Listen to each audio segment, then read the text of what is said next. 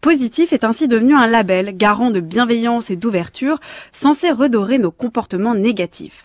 Cette tendance n'est pas du tout neuve, et si on remonte à ses sources, on peut découvrir que la pensée positive, courant initié par le pasteur américain Norman Vincent Peale, date des années 50 et a connu un bond au début de notre siècle avec les théories du développement personnel.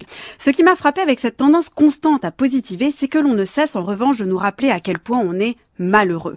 Le Monde livrait ainsi son analyse d'une grande enquête réalisée auprès des Français qui révélait que ceux-là étaient pessimistes sur l'avenir et sceptiques sur leurs dirigeants.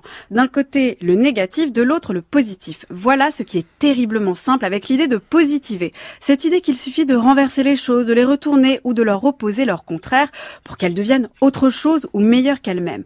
Mais comment être positif? Ça veut dire quoi positiver?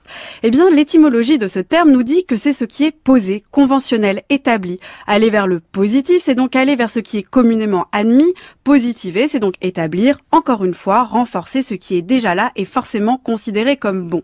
Être positif revient ainsi à réfléchir le monde sous un bon angle, mais sans avoir à le changer. On est clairement dans l'empire du bien, pour reprendre l'expression du philosophe Philippe Muret, qui s'autoproduit, qui s'autoproclame, qui s'auto-justifie lui-même contre le négatif. Jamais d'entre-deux, jamais de nuance. Je ne suis pas non plus pour défendre l'échec ou la douleur comme l'envers lucide de la bien-pensance du positif, mais je me demande, est-il possible de ne pas être positif sans être négatif? La question est lancée.